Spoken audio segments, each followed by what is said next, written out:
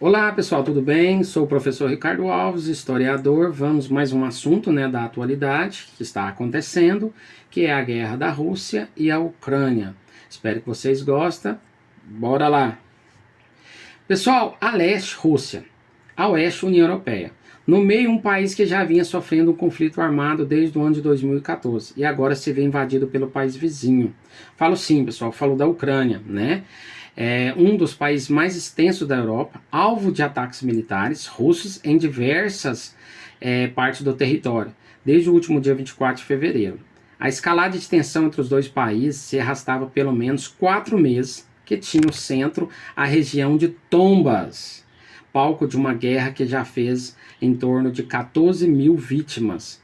É, no último, nas últimas questões aí, né, essas vítimas que vão ramificar aí, além de suas fronteiras, no último dia 21 de fevereiro, a Rússia reconheceu formalmente a independência de suas regiões separatistas, localizadas nesta área, o que abriu porta para o conflito em maior escala, que a gente vai desenrolar agora na Ucrânia. Pessoal, qual a origem desse conflito? A gente precisa saber qual a origem desse conflito para a gente poder voltar um pouquinho no passado para entender o presente. Então vamos lá. Vamos olhar um pouquinho para trás. Lá no século 9 e 13, o atual território, da Ucrânia era parte da chamada Rússia Kiev, para a poderosa federação de tribos eslavas que se estendia do Mar Báltico ao norte, até o Negro no sul. Desde então, sua história tem se caracterizado pela dominação por potências estrangeiras, o Reino na Polônia, o Império Otomano na Áustria e, sobretudo, a Rússia, a zona oriental, que antes da Revolução de 1917 formava parte do Império Russo. Passou a se chamar República Socialista Soviética da Ucrânia. Quando a União Soviética se estabeleceu em 1922, enquanto isso, a zona ocidental encontrava principalmente nas mãos dos poloneses, com repartição do território durante a Segunda Guerra Mundial. E a zona sob o domínio polonês e outras áreas adjacentes foram integradas, isso mesmo. E a República Socialista Soviética da Ucrânia vai ter então essa questão de princípio também, vai ter ali também pertencer à Península da Crimeia, essa região que é estratégia situada no Mar Negro, tinha sido anexada pelo Império Russo no século XVIII, era uma demanda histórica da Ucrânia ainda, assim foi uma surpresa quando em 1954 Nikita, um líder da União Soviética, Nikita Khrushchev, atendeu ao pedido e passou a Crimeia de mãos russas a ucranianos. Tudo isso sob o manto comum soviético.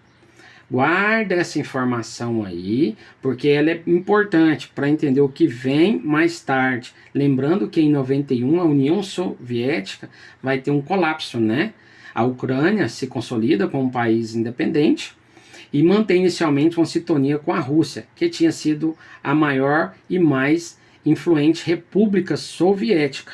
Com o passar do tempo, contudo, a Ucrânia passa a se aproximar mais da Europa, a ponto de que, no ano de 2012, elaborar acordo de associação entre a Ucrânia e a União Europeia, e vai incomodar, incomodou a Rússia, que passou a pressionar para que esse acordo não saísse.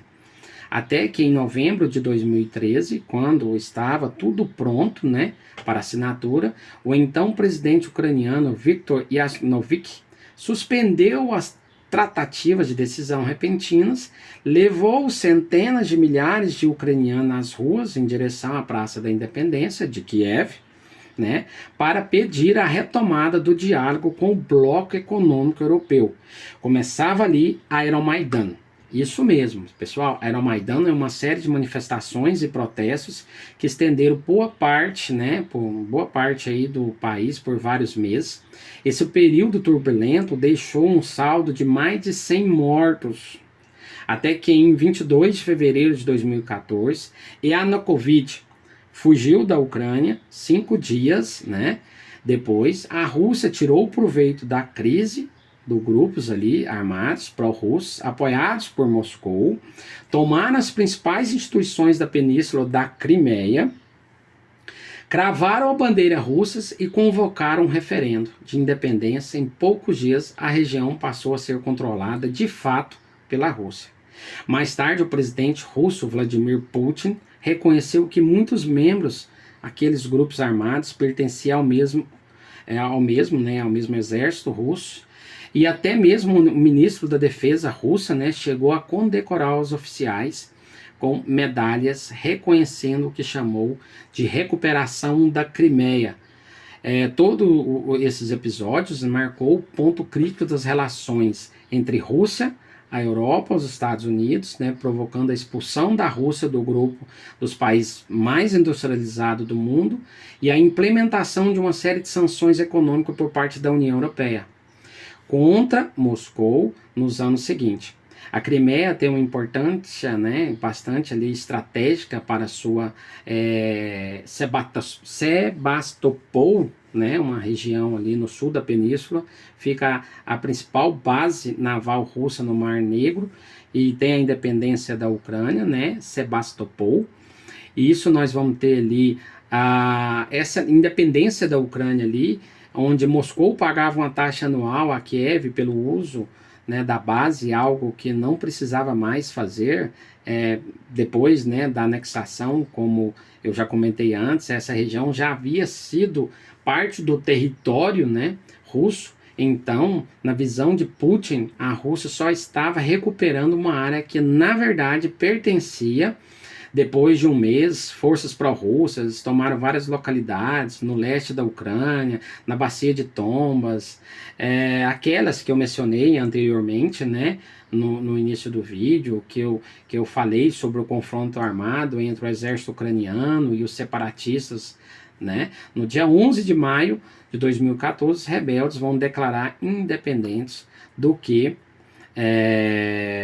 chamaram de República Popular de Donetsk e Luhansk, que até hoje são reconhecidas internacionalmente desde o início da chamada Guerra de Tombas entre os ucranianos e as forças pró-russas. A OTAN tem acusado a Rússia de apoiar militarmente os separatistas, e o que Moscou nega, né, várias tentativas de acordo de paz entre eles. O protocolo de Minsk e o acordo entre Minsk II ou Minsk II não conseguiu estabelecer um cessar-fogo definitivo. A Ucrânia, a Rússia, a Alemanha, a França, representantes das organizações para segurança e cooperação da Europa e representantes das chamadas de Repúblicas Populares de Donetsk e Luhansk, participaram dessas conversas, mas o conflito segue fazendo vítima no leste da Ucrânia. A ONU até denunciou, né, crime de guerra na região de Tombas, o que chamou de alarmante deteriorização dos direitos humanos a entidades. Calcula-se que cerca de 1,5 milhão de pessoas moravam na região, tiveram que deixar suas casas, além de vítimas diretas do conflito. Vamos falar também, né, nós tivemos aí o voo da Malaysia, né, Airlines, que foi aí um voo em torno de 300 passageiros, foi atingido por um míssil de fabricação russa no dia 17 de julho de 2014. E para esse episódio, até então, pelo qual nenhuma das partes, né, até hoje se apresentou como responsável desse episódio. Não fazendo nada, né, e tá parado, né, e parte disso aí, ninguém quer ser responsável. Então, fica bem claro que teve aí uma situação bem provocativa, né. Então, vamos fechar agora esse vídeo aqui falando sobre algumas questões subjacentes, importantes no conflito da Rússia e da Ucrânia, que é onde vão compartilhar aí esses importantes aí laços históricos, étnicos e culturais especificamente. No leste, a maioria da população fala russa, uma característica, aliás, usada com argumentos, né, por aqueles que defendem a anexação dessa região ao território russo. Da União Europeia, Estados Unidos, por sua vez, A Ucrânia como potência, como potencial aliado em nível estratégico, militar, inclusive pela sua localização geográfica, que é justamente o que, segundo analista, preocupa o Vladimir Putin, né, que em 2008 a OTAN, já capitaneada, né, pelos Estados Unidos, prometeu à Ucrânia e à Geórgia, ou 3 repúblicas soviéticas, que seriam admitidos como membros da aliança. Naquele mesmo ano, a Rússia invadiu a Geórgia, apoiando os separatistas na região da Ossétia, do sul-leste, né, do sul e leste europeu, em uma espécie de linha vermelha marcada pela Rússia. Uma região para a qual Putin quer evitar que a OTAN estenda suas zonas de influência no meio disso, né? Tudo existia ali uma questão econômica importante. O setor de energia também é a chave para entender os fatores que transcendem a disputa em si. A Rússia, né, construiu um enorme gasoduto ligado ao seu território, à Alemanha, batizando de Nord Stream 2. A infraestrutura já está pronta, só precisa ser de certificação para começar a operar. Hoje, a maior parte dos russos que chega à Europa passa pela Ucrânia, como o Nord Stream 2, ele chegaria à Alemanha, sem necessariamente passar pelo país, o movimento aí que tiraria da Ucrânia uma receita, né, em torno cerca de 1,5 bilhão de dólares por ano, segundo o presidente ucraniano Volodymyr Zelensky. O projeto é uma arma, né?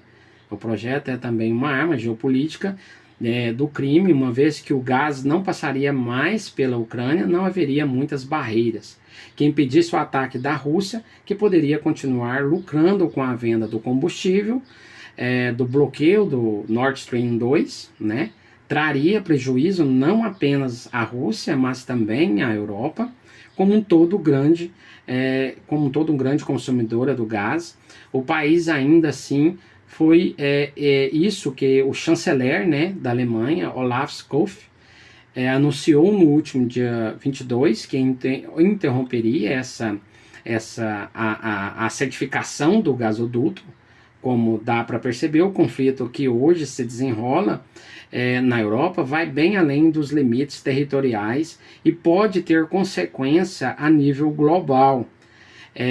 A gente, né, que segue observando, segue de olho e espera que isso se resolva logo. Estamos acompanhando que essa crise acabe, mas até então estamos acompanhando, né, esses próximos capítulos aí, e com isso passo para vocês um pouco de informação, o que está ocorrendo, né, desde o momento histórico até a atualidade, o que está ocorrendo na Ucrânia, com a questão da Rússia e Ucrânia, essa guerra que vem se arrastando aí por vários meses, né? E que tem uns fatos, né? Tem fatos históricos aí anteriores e que nós, né, tá aqui ligados para tentar passar informações o melhor possível para vocês. Espero que vocês tenham gostado. Um grande abraço e até a próxima.